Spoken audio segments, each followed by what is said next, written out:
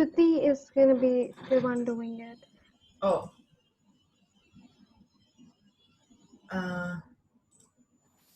Yeah. Hi, everyone. So this is just a message to tell everyone that this session will be recorded and it will be uploaded later on, and you all can access it if you miss out, or for the participants who are not able to join today. And I hope you have a great session ahead.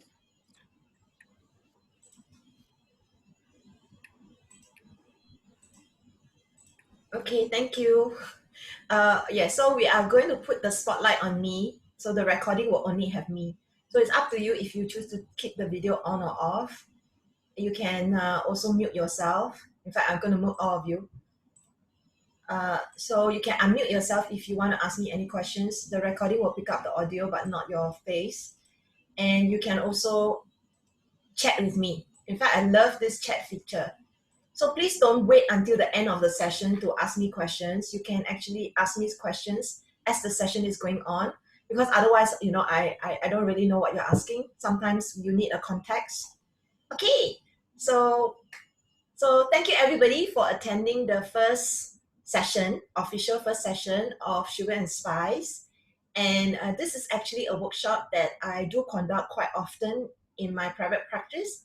However, I've shortened it because today's session is 1.5 hours. Also, I want to give all of you an opportunity to have breakout room and to do a little bit of a discussion amongst yourself. But don't worry, you can also participate to the level that you are comfortable in. You can say as little or as much as you like. You can also choose not to go to breakout rooms. It's just an opportunity that I'm offering to you. Okay, so I'm going to share with you a PowerPoint. And before I share the PowerPoint, I think it's a good idea for me to open the PowerPoint. Just a moment. Okay, hang on. It's a good idea to open the PowerPoint first.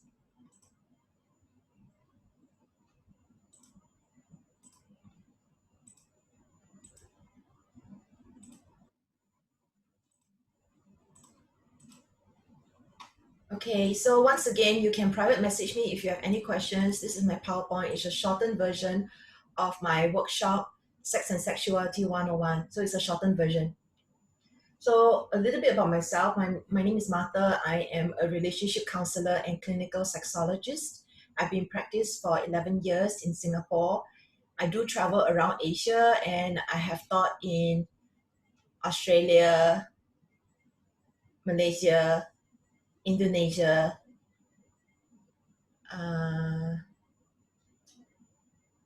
and I can't remember where else, but many places. So most of my clients are actually, I would say 50% locals, that means born and bred Singaporeans, and 50% expats. And expats can mean people from Malaysia, from China, from India, from US, UK, European countries, and so on. And of course, the sexual wounding that all of us experience applies to all of us. And I created this session for people who they are not sure if they know everything that they think they need to know about sex and sexuality. So that's the reason why I created this session. And I wanted this to be the first session for the festival because I'm also not sure where people are at. And I would like all of us to be able to have a similar vocabulary. And of course, even with all my years of experience, I may not know everything. So that I believe the other presenters will go more into their various topics. Okay, so when we talk about sex and sexuality, what is sex and what is sexuality? Haha, I don't show you the answer.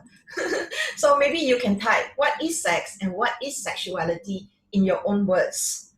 Okay, so why am I doing this? Because a lot of times it's not what I have to say or what the presenter or the teacher has to say. A lot of times you will continue thinking what you think. And it's good to do a little bit of brain exercise. So if those of you who are here, can you type into the chat what is sex and what is sexuality? What is the difference for you? I'm waiting.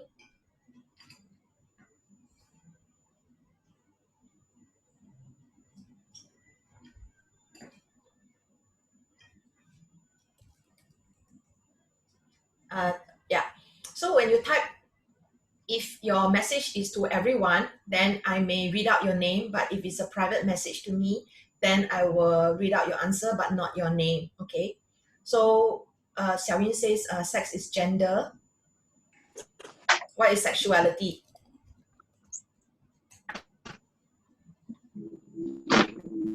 Hmm? Okay. So sex is the action. Sexuality is an attitude. Trisha. Joyan, sex is sexual activity or being male and female? Question mark. Yeah, Joyan, good one. Sexuality, your own sense of identity. Very good. Okay, anyway, we have some answers. Sexuality is orientation or preference. Yes, that's more than just sex. Correct. Very good. Okay, so I'm going to show you the model answer. When we think of sex, let's say you think of like filling out some kind of government form. They always put there, right, male or female. So they reduce sex to gender. Often when we think of sex, we think of it as the actual act, like you said, of sexual activity. And so what about blowjobs? If blowjob doesn't include penetration, is it still sex? Okay, so for me, in my work,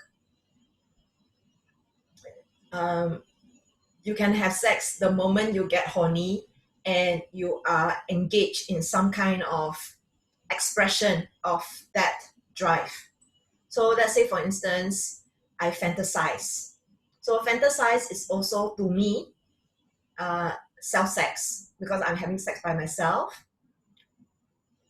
And it may or may not be with a partner, and it may or may not be with an orgasm. It's just about the start off. Even the start off is the start of sex. Yes, so a lot of people associate sex with physical act. And then there's tantra, where people can engage in sexual play or sexual arousal or sexual energy exchange without penetration. So a lot of times we tend to think that there is a right way to have sex, because we are so conditioned that this is what people are doing, and therefore that is the proper way to be engaged. Okay, so then what is sexuality? So some people are putting, Xiaoyin, sexuality is the sensation of being your sex. Yeah, so to Xiaoyin is much bigger than sex. Sex, okay, another person, sex is physical acts, and sexuality is the before, during, and after, the vibe, the sensuality. That's beautiful. So I like your answer. Okay, so sexuality is your relationship with your life force energy. Okay, what does this mean? We are all given a body, and depending on your body, whether you were born with a strong constitution or a weaker constitution, as you go through puberty, your life force energy, your kundalini energy may get awakened. So when this energy is awakened, you will have that desire to express it or want to do something. So at the moment, I'm working with a lot of people with disability, with autism, and they may have or even a lower IQ, 50 and below even. So what happens is that as they reach puberty, even though they don't understand what is sex and sexuality, their body wants to express it. And this is far more than just talking about it or trying to control the child. They just have that relationship with their body and the energy that comes forth from their body. And this energy that comes from depends on where you're at. So if you're busy, tired, stressed, then your energy will be lower. And so it will be challenging if you try to force yourself to express it if your energy is low. So there are many things that you can do to cultivate your energy, nurture yourself, including getting enough sleep, rest, healthy diet. So when we talk about sexuality, there are actually 5 different areas which I often cover. Of course, you may argue there are more. The first one is sexual health and reproduction. So that has to do with what the government is concerned about, which is about prevention of sexually transmitted infections and helping people to conceive or preventing people from having children that they don't want. So a lot of times when you think of sex, and because this is the only message that we are receiving usually from the government and the media, we think that we may think that sex is very negative because they're trying to caution us and warn us. And also, a lot of people have messages around sex as sexual violence. So I have many clients who think of sex, the moment they think of sex, they think of the fear of being molested and raped. So that is one aspect of our sexuality. Actually, our sexuality is all of it. Another aspect of sexuality is intimacy. Intimacy has to do with the sense of feeling close with someone. So you can feel close to someone physically, mentally, emotionally, spiritually, and also, of course, virtually. Yeah, so you can actually feel really close to someone. Say you are in breakout room and you share something with someone, and you have a moment with someone. You can actually feel really close to that person, even though you are not touching. Maybe you are just talking about your sexual experiences or your sexual messages growing up during your childhood. So that actually creates an intimacy for the group. So what you are going to get out of the festival really depends on what you put into the festival for yourself, the level that you choose to show up. So some of us will become friends, and some of us maybe not so. It really depends on you, and of course your availability of your time and energy. The next thing about sexuality is sensuality. So the 5 senses, or some people argue there are more senses than 5. So there's sight, hearing, smell, taste, and touch. And out of these 5, I think you also have an idea of what kind of a person is maybe your most dominant sensuality thing that triggers you the most. So for me, I'm very much of a touch person. And I have a friend, she's very much of a smell person. And she was having difficulties with having sex and relaxing. So I suggested to her to try all the things that she can try to help herself to be more relaxed. And she came to me and she told me that, Amata, it took me a while, but I found a scent that really helps me to relax. And it took me a while to find the smell that really helps me a lot. And then I thought about it. She went through a lot of trouble to find an essential oil that really helps her to drop into her body, to relax, so that she can start to get turned on. She went through the trouble of doing that for herself. And then I thought about, do I know what works for me? So what you choose to explore, sometimes you have an idea of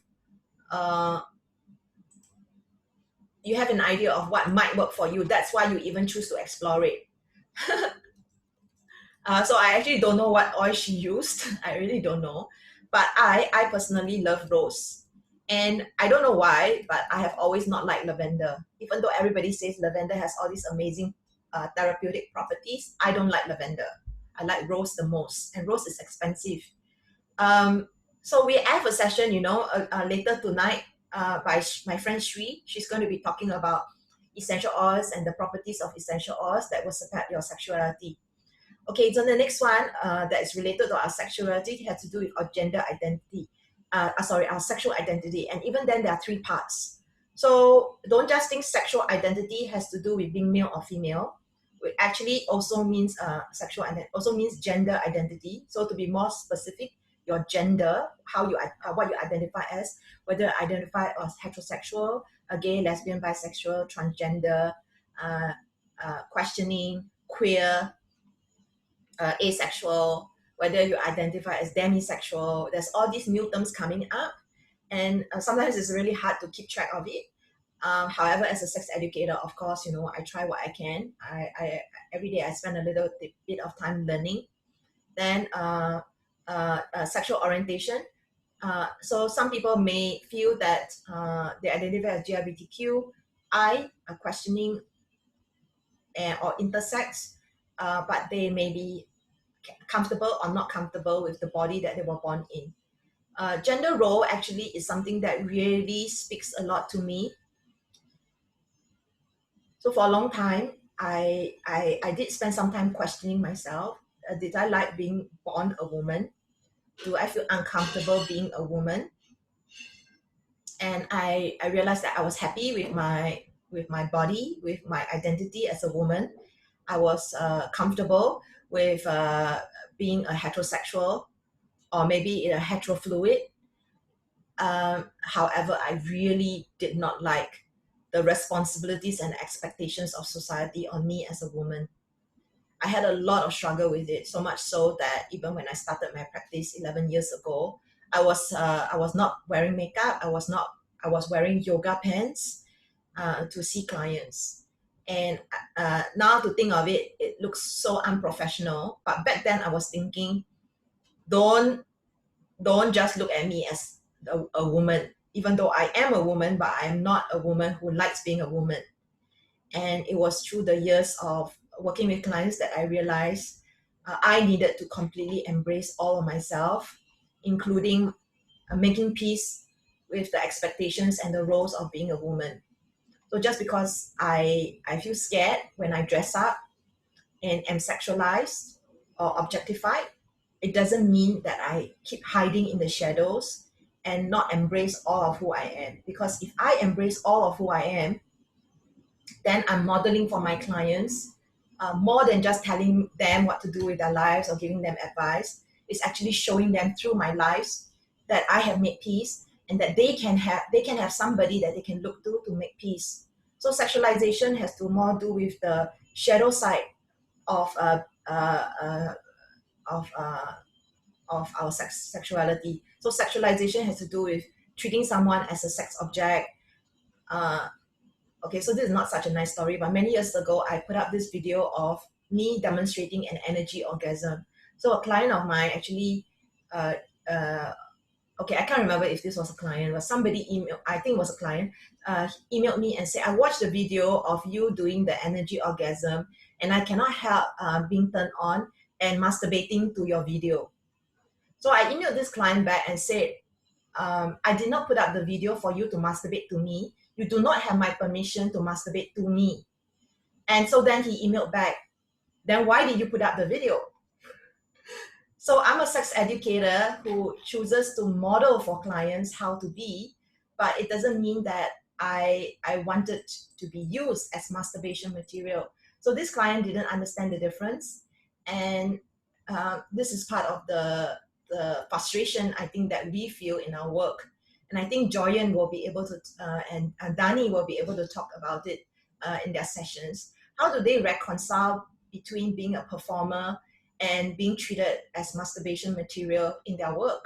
Because I have many very attractive looking presenters and they are super intelligent, super comfortable with their bodies, with their sexuality, but then they are also constantly being objectified in their work. So this is in a nutshell. So actually what Joyan and Dani is doing is actually much harder because you know, because I'm very conscious about putting out sexy images of myself, and I actually try very hard not to do it for the sake of doing. You know, there's some people who do it because they want attention. I'm very mindful of the fact that I'm an educator, and people are constantly judging anyway. So yeah, Joyan, you know, kudos to you. I don't know how you do it. That can be anyway. She's doing the panel sex, money and power, so that is going to be a good session to attend. So anyway, this is a visual aspect of all the 5 things that I talked about, and each of them actually has more that you can look into. So this is a very good summary of the different things when it comes to each of these. So like intimacy, there's a touch, sensuality, there's a term called skin hunger, which I think a lot of us are experiencing with this coronavirus situation. And sexualization has to do with the shadow side. And I think a lot of people are really scared because of also the Me Too movement, um, unsure of how to approach people of their sexual interests. and romantic interest. They are not sure how to navigate this anymore. So we have all these different sessions during this festival that I really hope you take advantage of. Okay, so this is another visual called the gingerbread man, of the difference between our gender identity, our sexual expression, our biological sex, and who we are attracted to. So you might be attracted to a male or female, but you may not want to have sex with them. You may just want to have intimacy with them. So this is a good chart to explain that the way you identify with has to do with the way you think about yourself. What you're attracted to has to do with more of your heart, and sex is something that you choose to do or not, and your expression is very much a choice. Unfortunately, with the whole conversion therapy treatment in a lot of cases for people who identify as GLBTQ is that they brainwash them, or they make them feel so bad about themselves that actually what they end up doing is they didn't stop the way they think and feel, they actually stop the way they act. So a lot of times what we want to do and what we end up doing can be two different things. So you want to express yourself easily and freely, but maybe you have difficulties with that because we don't have the skills, because we're afraid of being judged, because of all the layers of shame, because of the lack of practice. And so this is the importance of understanding that conversion therapy a lot of time does a lot of psychological damage to people, and that is the reason why it is banned. It's banned in many countries, and it's very unfortunate that conversion therapy is still taking place in Asia. Okay, it's still taking place, and personally, I can go on and on, but I really feel it's not right to make people feel bad about who they are. We have no right to judge other people. If they are not hurting you, they are not hurting other people, they are just living their lives that they want, they are engaged in consensual acts, then so be it. So this is another chart that can show masculinity, femininity, people who are more on the spectrum. So we like to think of like black and white, the world as black and white. And then as we grow up, we realize there's all these shades of gray. And so there's all these different colors as well in this chart. So maybe you can also have a thing like, where would you pin yourself on this chart? Okay, this is another one. So now we are moving away from sexual orientation and identity, and now we are talking about the types of relationships that we may want to be in. And so this is also another chart that shows all the different possibilities and facets. And just because you engage in casual sex, it doesn't make you a bad person. And just because you engage in casual sex, it doesn't mean that you are only into casual sex. There is a time and place for everything.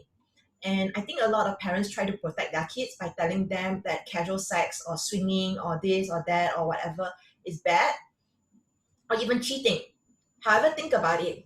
A lot of us do things that we are not proud of, and when we do something that we're not proud of, and we have a bad experience, we feel bad about it. We feel bad about ourselves.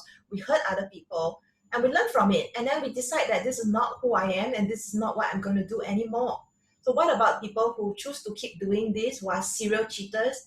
Then there might be a deeper underlying issues of what they are doing and why they are doing. A lot of times we focus on the what, and we judge people on the what, and we may not be so attuned with asking them the why they engage in what they engage in, and like, you know, their reasons. It could be other reasons that we don't know of. And so this is why going for therapy, for counseling can be useful to learn more and more about yourself. So anyway, there are all these facets of relationships that we can look into, and there's a time and place for everything as well. So let's say, for instance, I know of people, they say that they are very prudish when they are in Singapore because of how toxic it is, and how Singapore is just this small little town. Everybody seems to know everybody. And but when they travel, then they are very, very open. So I think it really depends on how we frame sex and what we want for ourselves in this life. Okay, so now let's talk about 4 types of sex. There are 4 types of sex, or maybe many other types, but I've just made it into 4. Actually, I got this from ISTA. Okay, so ISTA stands for International School of Temple Arts. This is not my thing. I'm just summarizing it for you. So in this model of 4 types of sex, procreation sex is you have sex to make baby. I think very much so with my clients who are Catholics especially. Recreation sex has to do with the sex that you have because sex is fun. You do it because it feels good. The third type of sex is restoration sex or restorative sex. Restoration sex is the sex that you have and you feel healed. You feel healed, you feel more complete, you feel you feel one with your partner. So I love this story and I always share this story. When I started my practice 11 years ago, I work with men and women who come to me who have different sex drives, and they end up shaming each other by saying like, my husband like wants sex all the time, he's a sex addict. So then I interview the husband. I hear the woman's perspective, then I ask the husband, your wife says that you are a sex addict. It seems like, you said you really love sex. Can you explain more to me from your point of view what's going on? So this client shared this story. He said, Mother, it's not that I'm a sex addict. It's that I just really, really love having sex with her. And it's not sex with anybody. It's not with a prostitute. It's with her. Because, so I asked more. I asked, so why is it sex with her that appeals to you so much, that's so important to you? He said, because when I am inside her, when my penis is inside her, I feel like this is home. So when I'm inside her, this is where I feel like I belong. So when I heard this, I was so shocked because this was the first time I actually heard it in this way. And I've heard it in many ways from many clients. But this was the most beautiful explanation of oneness, of healing, of restoration, of feeling belonging and home. So I asked him, did you tell your wife this? And he said no. So often I don't know why a lot of clients actually, they say they communicate, but they actually don't communicate about the things that really matter. So I asked him to share this with the wife, which he did, and he did this in front of me, and she started to cry because she had no idea what it meant. So it's not the why, it's not the what, it's also the why. Why do you want sex with me? What does it mean to you? How do you feel when you have sex with me?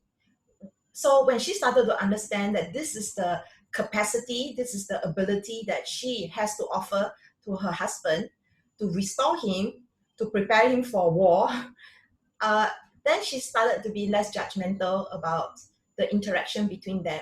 So with more understanding, then healing is possible. Okay, the fourth type of sex is transformational sex. And transformational sex just means that when you have this type of sex, it will change you forever. Of course, hopefully for the better. So transformational sex doesn't mean that, let's say for instance, you have an orgasm that is a full body orgasm, and you start to really understand the abilities of our body to experience great ecstatic sensations. Or you have, for instance, for the first time, a blowjob, and then this starts to shift the way you think and feel about blowjobs. Or you try something for the first time, and then it transforms the way you think about sex. So for instance, you've never tried blindfolds, you tried blindfolds for the first time, and then you realize that sensory deprivation is the thing that you would like to add into your repertoire of things that you can try in the bedroom.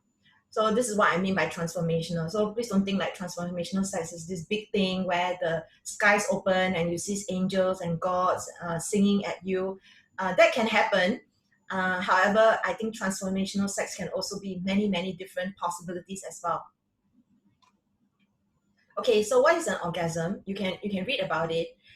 To me, an orgasm is a build up of sexual tension and energy. There's a build up, and then there's a kind of like it has nowhere else to go, and then there's a release. So it's a build up of sexual tension and energy, and all of a sudden there's a release, and then you feel good all over the place. I feel that this definition that I created also encompasses Tantra. So in Tantra, you can have an orgasm without ejaculation. So orgasm and ejaculation is not the same thing. Not same.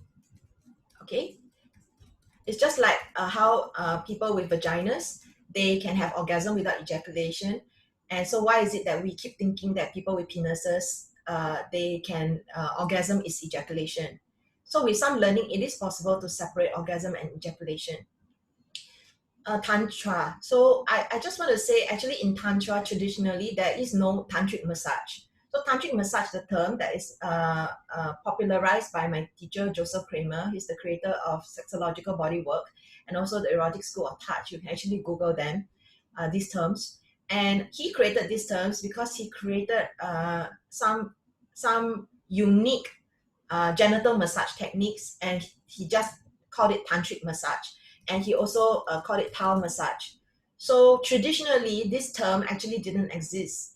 And he was telling me that this term only existed for the last 40 years or so. However, you can't seem to separate Tantra with tantric massage nowadays. And in some places, tantric massage just means a G-spot massage or prostate massage. So be very careful, like what actually the practitioner means when they say tantric massage. In some cases, tantric massage just means mindful touch with lots of breathing. Be very careful who you choose to engage in, because there are cases of people who are going for tantric massage with the intention of healing themselves, usually because of sexual trauma like rape, and they get re-traumatized because the practitioner doesn't have ethics. And so usually what I do is, this is why I'm so passionate about teaching genital massage in my workshops. So I teach it without nudity, and I love to teach it because I love to empower individuals and couples so that they can do this with each other and not give away their body and give away their power. It's like, okay, you expert, now you do me. So how is it that someone give you an orgasm or a great experience? How does that add to your learning, unless they were doing it with the intention of teaching you to learn some skills so that you're not dependent on them? In a lot of cases, these tantric massage people are not teaching you anything. They're just giving you an experience and hoping that you will keep coming back. So this is why I really feel that all of us can learn how to have one. And then we don't have to give away our body or our power or our money just like that. So there are different types of orgasms for people with penises. There's ejaculatory orgasm. So that's when they have orgasm with ejaculations. There's pelvic orgasm. That's when the orgasm is happening around their genitals. There's retrograde ejaculation, where the ejaculation is not coming out of the body, but actually flowing back to the body. And usually that happens when there is some I would say difficulty with their prostate, whether it's prostate enlargement or prostate cancer or chemotherapy or radiation to that area, especially around the prostate. Then there's prostate orgasm, the equivalent of the male G-spot. So I'm going to show you a diagram that shows you where's the prostate later. There's nipple orgasm. About 10% of the population can have nipple orgasm. Yeah. And there's anal orgasm. Actually, there are a lot of nerve endings at the end, around our genitals, including the anus. And there are people who can get orgasms by having their anus stimulated. So I know of many people who say, oh, what if I like it too much, then I'll turn gay. So I think this has to do with a lot of fear and judgment around people who are gay. Blended orgasm is when two things are happening at the same time. So let's say, for instance, stimulating the prostate and also the penis, causing an ejaculatory orgasm. There's multi-orgasm or multi-ejaculation. So most people, they have one ejaculation and then they need to rest. So we call this the refractory period. The refractory period is when the person with the penis needs to take a break and rest before they can have a second ejaculation. And I have met one person in my entire life, one person who can have seven orgasms in 1 hour. So in the 7 orgasms that this person had, the last 2, this person did not ejaculate because the ejaculation fluid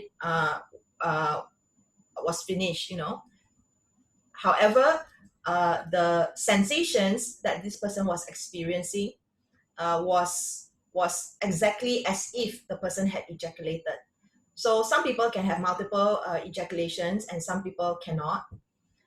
Then the ninth one is what we call energy orgasm. So energy orgasm is when the energy moves through the body and the person may have ecstatic experiences without necessarily ejaculating. Okay, there are 10 types. Just like for people with penises, I'm just going through very quickly for people with vulvas. So there's clitoral orgasm, there's vaginal orgasm. Vaginal orgasm is what happens when there's penetration, and whether it's finger or sex toy or penis. So the sensation of the object moving in and out causes the build-up of sensation, leading to an orgasm. There's G-spot orgasm, there's A-spot orgasm, there's cervical orgasm, nipple orgasm, inner orgasm, blended orgasm, multiple orgasms, and energy orgasms. So I'm just going through very quickly because I'm going to show you the slides with the anatomy so you have a better idea of where I'm talking about. Okay, where. So let's talk about the external part of the male anatomy. So we have the anus, we have the perineum. So the perineum is the space between the anus and the testicles. Here we have the testicles. So it's what is inside the two testicles, and then scrotum is the skin that is protecting the testicles. We have the shaft, that is the body of the penis, known as the shaft. We have the head of the penis. So that's why people say giving head.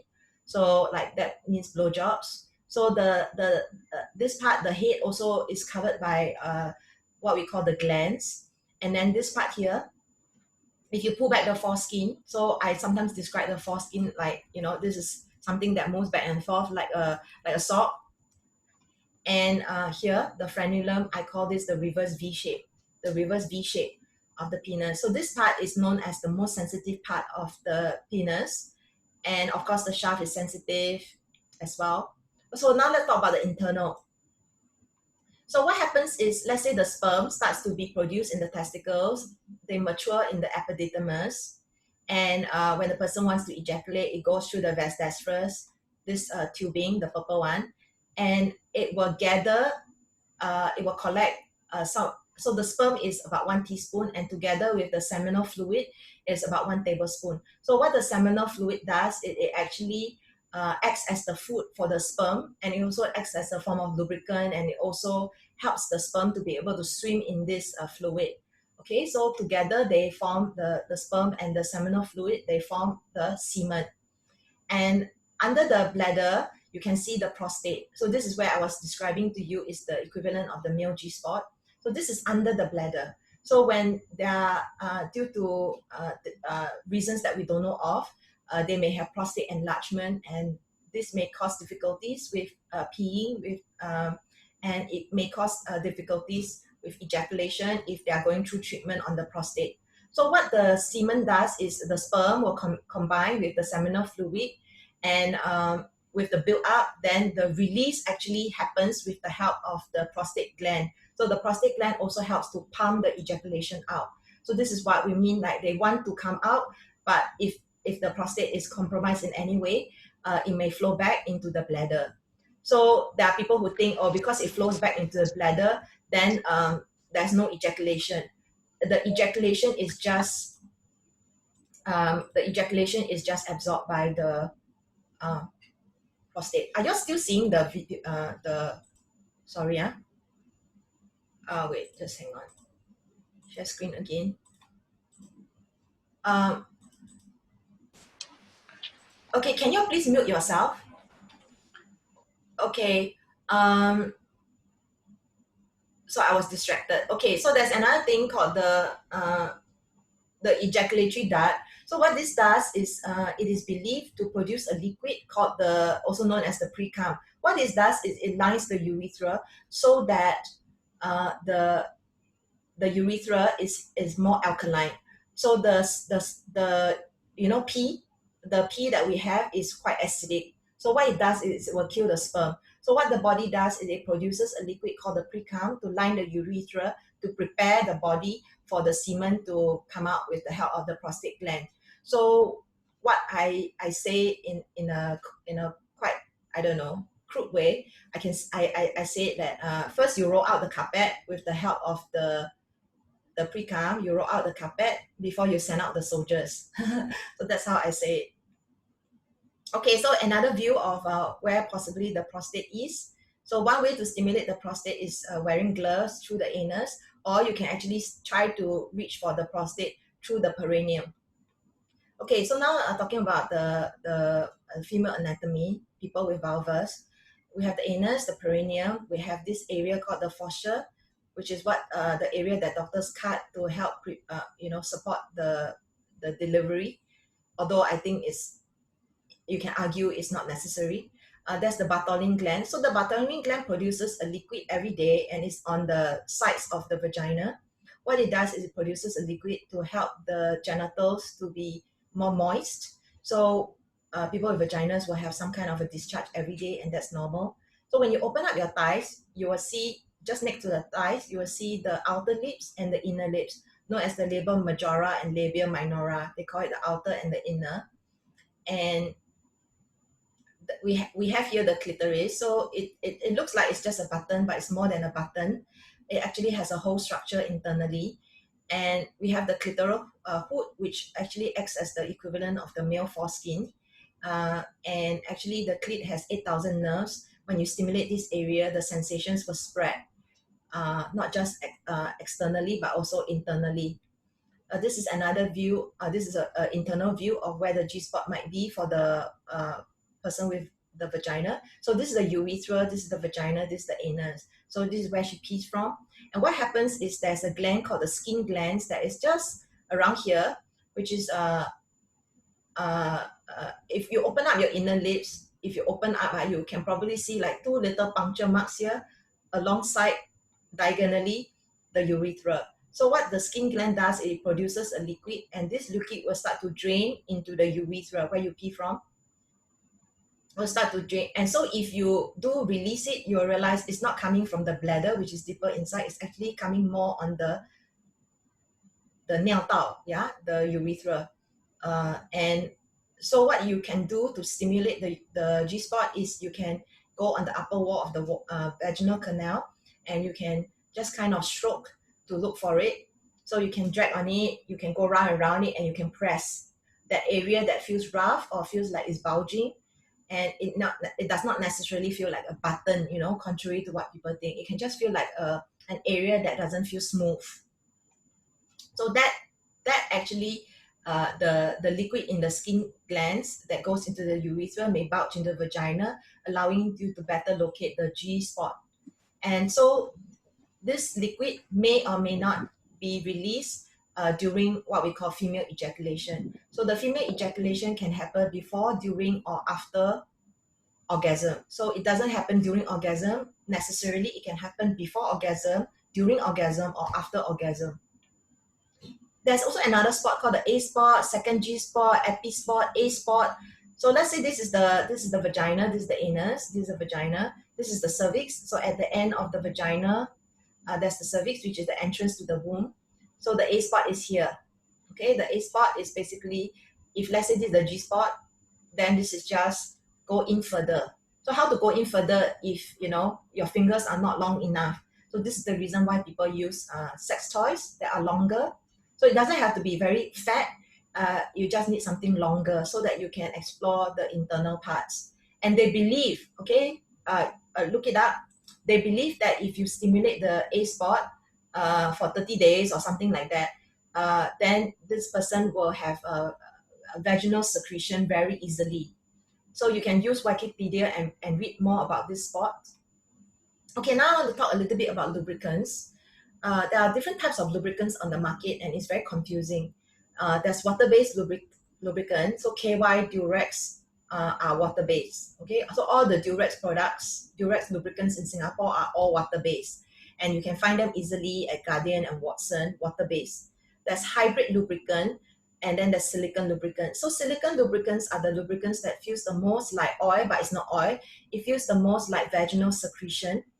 And so what you can do is you can, hybrid is basically a mix of the two. So it really depends on the individual if they prefer water-based, hybrid, or silicone. So water-based lubricants dry up very fast. And the worst water-based lubricant, unfortunately, in my opinion, is KY. Okay, KY is very common, and KY is still being prescribed by doctors, and the only lubricant that is prescribed. but unfortunately, I feel it's the lousiest. There are actually better water-based lubricants on the market. So it's very unfortunate when I hear things from people like, oh yeah, lubricant I tried before, no good lah, dry out very fast. So not all lubricants dry out very fast, even if they are water-based. And there are other types of lubricants beside water-based, as I mentioned, hybrid and silicone. Or a lot of people actually use coconut oil, and I just want to caution that actually oil, coconut oil, wait I need to mute all of you again. Coconut oil is antibacterial, sounds good, until you realize that the coconut oil that goes into the vagina can also kill all the good bacteria in the body, and it can cause a lot of havoc inside the vagina. Okay, so honestly, I used to use coconut oil, and I started to notice that I was actually getting more problems with UTI, with yeast infection. So when I read that actually coconut oil causes havoc, not immediately, but over the long term, then I stopped. So what is happening now is a lot of my colleagues, sexological body workers, tantric practitioners, they want to fight with me, when they argue that coconut oil is okay, there's no harm to their body. Everybody's bodies are different. And as practitioners, we need to be very responsible for the safety of our clients. Just because it's not happening to you and your body and you don't have any bad experiences doesn't mean it's not going to cause harm to somebody else down the road. So just be very mindful not to put oil inside your vagina or your anus. So of course, oil is good for external. Your body can absorb. Okay, so external, not internal. Okay, so different types of lubricant. I'm just going to run through very quickly the pros and cons. So this PowerPoint will be made available in the Sugar and Spice participants Facebook group. So don't worry, you will get all these slides as well. You can download it. I'm making it free. Then there's silicone pros and cons. Okay, you can read about it. One thing is, because I work with clients who have cancer, I answer this question later. So they have to be very mindful what they use. Okay, so you can actually check, like if you are using a silicone sex toy, then water-based lubricant is okay, but you don't use a silicone toy with a silicone lubricant with a silicone toy. So water-based lubricant is the safest with everything. Unfortunately, it dries up very fast. So one of the things that you can do is you can prepare like a squirt bottle, so a squirt bottle of water to replenish the water-based lubricant. Okay. And so you want to look into the pH level of the product. If it's going internally, you want to look at how smooth it is. Okay, so you might want to test it, and there are certain ingredients you want to look out for when you're buying products. Okay, you want to be very careful of it, because I work with clients who have breast cancer. My mom had breast cancer. So what you may want to do is you may want to look for organic lubricants. So organic lubricants are plant-based, and most of the time they are water-based. So they are called organic lubricants because they are completely made out of plants. And so they are less likely to have harmful effects to the body. Okay, I don't have a slide on that, but yeah.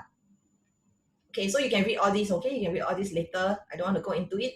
But benzocaine. Benzocaine is a numbing ingredient. So some people who want to have improve their ejaculation time, they sometimes use it. I'm not against using benzocaine. I'm not against using numbing lubricants. However, often it doesn't address the underlying issue that people have, such as learning how to last longer, or learning how to deal with listening to their body, or how to speak up in the bedroom when they have pain. So a lot of times with my clients with fear of sex, benzocaine numbs, but benzocaine doesn't help the mind. It doesn't help the psychological fear. So this is when counseling is very useful. So when you're choosing a sex toy, there are many things I can talk about sex toys. Everybody is talking about sex toys because why? There's money to be made in sex toys. Very simple. Sex toys is a business. So when it comes to choosing a sex toys, I often say this, decide what kind of sex toy you're looking for. Is the size important to you? The size, the length, the girth, the material, how does it feel against your skin? The speed, the power, and even the color, the features, whether it's waterproof. So you want to kind of start thinking about all these things. And if you want to buy a sex toy, please don't go to the sex shop and listen to the salesperson and like buy $1,000 worth of sex toys because you decide that you want to explore your sexuality. As good as it is, pace yourself. So I suggest to my clients to just buy one sex toy, go back and try it, see if they like it, and then also ask themselves if they were to have another sex toys, what else? Is there something that they can get that has a different features from the toy that they already have? So that over time you build out a collection of products that actually work for you, rather than you end up with 3 or 5 different sex toys that actually do exactly the same thing. What is the point in that? So the thing is, sometimes we do get influenced by the sex shop, so be very mindful about it. Be very mindful. So if you're in Singapore, I really love this sex shop called honey.sg, and Eros Matters is my affiliate and discount code. I like them very much because they are the most competitive in Singapore, and they are very aggressive. And actually, their sister is called Pink Lifestyle. So Pink Lifestyle is sells mainly lingerie. Okay, so y'all think that I'm promoting them, and I wouldn't work with them if I didn't like them. And so they have helped us with the festival by giving us a shout out. But honestly, not a single cent, not a single cent. We didn't have any sponsors for this festival, okay? And I wouldn't work with people that I don't like anyway. Okay, so the next thing is when you decide who you want to work with, let's say a sex healer or sex coach or whatever person, tantric teacher, whatever. The thing is you may want to look into their credentials, how comprehensive they are in terms of their services, what kind of, if they say that they have any kinds of specialization, their reputation, any testimonials. Be very mindful of people who say they are this and that coach, but on their website they don't put their credentials. They don't say who their teacher is. Be very careful of that, because they may have just attended a 10-hour course or 200-hour course and then suddenly call themselves a coach. Also look into whether they have a certifying body, whether they are going for supervision, whether they are going for courses, and then of course, what are their boundaries and what are their fees. Okay, so I'm sharing with you some resources. So I have 3 playlists. The first one is for Sugar and Spice. So there you can see all the promo videos by all the presenters, and then it can help you to better decide whether you want to attend their sessions. The next one is Sexuality resources. So this is basically, okay, there's more than 200 at the moment. Basically, it's a list of all the different fun and funky and interesting and educational videos that I have gathered over the years. So this is all YouTube playlist. And then I have another one on sex and disability. Actually, I have others, but anyway, these are the 3 that I would like to for you to check it out. Okay, so this is me. My name is Martha once again. I have published 4 books. You can check out my work, and you can always reach out to me. I am the organizer of this festival, and if you have any concerns about anything during this festival, you can always reach out to me. Okay, does anybody have any questions for me? We have 5 minutes.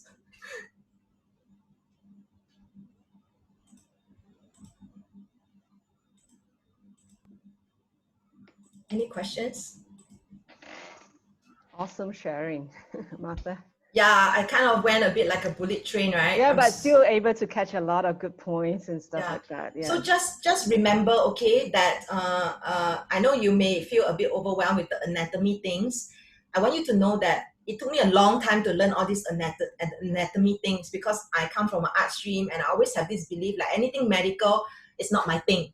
So I had a lot of struggle learning all these so that I can teach other people. And so it's not just a one-time thing, okay? It's not a one-time conversation. You may need to watch many videos, read many articles, so that you will start to understand your anatomy for yourself. So thanks, Jasmine, for saying it's so fascinating. Is there any sexology, sex education certificates available? The answer is yes. There's a place that you can go to called Sex Coach U. And you can also become certified as a sex coach. But honestly, in order to get a PhD or doctorate or master's, you cannot do it in Singapore. You have to go overseas. So the closest place is actually Australia. I think many years ago, Australia also didn't offer a PhD. Okay, so So your opinion, what is the lubricant you should get in petrol station? Yeah, sorry. There was a question about lubricant in petrol station. Okay, so 7-Eleven and petrol station only sells KY if you don't realize. Yes, it's true. It's true because I know I've been to a petrol station. So what would I recommend? Okay, I would recommend, it depends what you like. If someone has a penis, I would ask them to masturbate to silicone lubricant because this is the lubricant that feels the most like vaginal secretion. And it can be any brand, but if my clients insist and ask me what brand, I would say I prefer Silkwood Silver because Silkwood is actually more natural. So it's not 100% natural, it's more natural. So silicone-based lubricant, especially for people with penises. So what about people without penis?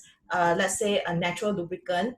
So I have a lot of cancer clients, so people who are sensitive or people who want to have baby. So I would recommend them to use something that's organic as well. So for people with vaginas, I would say use Silkwood Natural. So there are other very good brands like Intimate Earth, not 100% organic or natural, but actually less harmful, okay, less harmful. So there are also such a thing called moisturizing lubricants. So moisturizing lubricants are not 100% natural.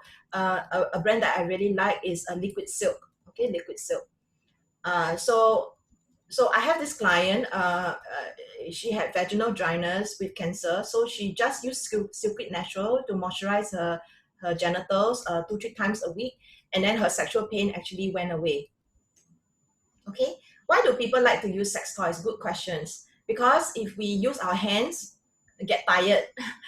So sex toys helps us to save energy. Sex toys bring in variety. Sex toys can be an extra pair of hands to help your partner. Can I talk about squirting? What is it? Squirting is what I was talking about, female ejaculation. Yeah. So what happens when someone squirt? So as I mentioned just now, it comes from the skin glands. It drains into the urethra, and the person may or may not be able to ejaculate. Okay, may or may not.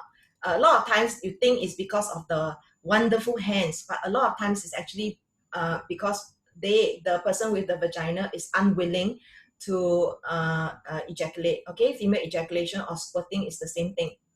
You can also Google on my YouTube channel for possible elaborations.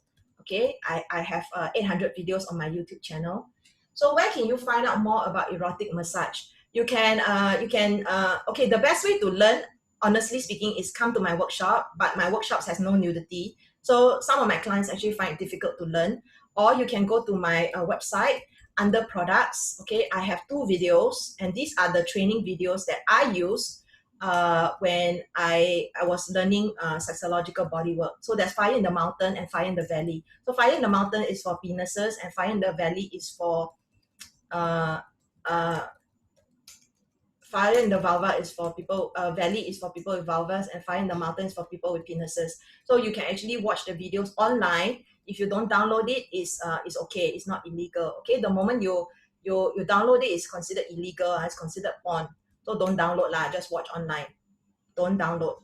And there are actually a lot of instructional videos that you can have access to online. There are actually lots of people teaching without nudity. The moment you have nude, anything nude is actually considered like, illegal lah. You can, you have the fear of getting caught lah. It's indecent lah. But actually, I like Fire in the Mountain and Fire in the Valley because these were the same videos that I learned from. So some people will say, Fire in the Mountain, Fire in the Valley is like outdated. Yeah, these videos are very old, but honestly speaking, they are the best ones that I find because it's very, very clear. It's step by step and it's very, very clear. Okay, so anyway, that is a place for you all to start. Okay, so we actually only have 2 minutes, but I still want to do this. I want to invite all of you to go into breakout room and just 1 or 2 minutes share with your partner. Okay, 1 or 2 minutes, and it's your choice, okay, if you want to go to breakout room. So go to the breakout room 1 or 2 minutes. What did you learn today? What did you learn? And what sessions do you plan to go to? Okay, so any questions you have for Mata? Okay, can or not? Can we go to breakout room? Just a little while, 1 or 2 minutes, and then I'll call you back. If you want to stay here, also can. You want to stay here, you want to ask me questions, also can. Can private message me, also can. It's just 1 or 2 minutes, okay?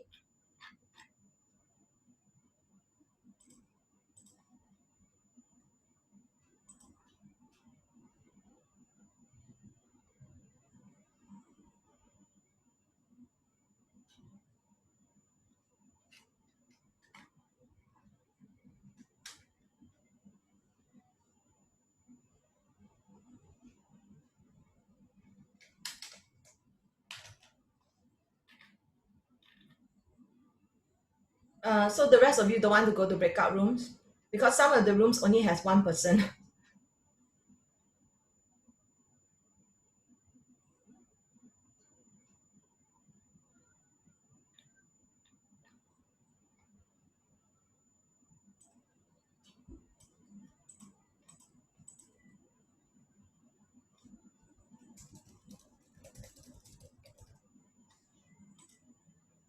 Okay, so I have a question. Where you get more information about which sex toys are body safe? You ask the sex shop. You ask the sex shop, they will know.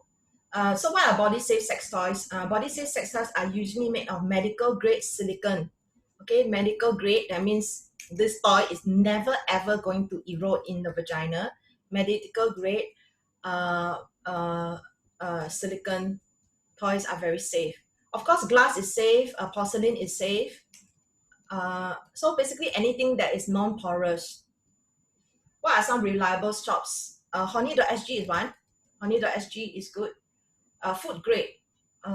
Yes, food grade actually is also another term that means very, very safe. Okay. Okay, I'm going to pause the recording. So Steve, what are you eating for lunch? I can't hear you, you know. You are on mute.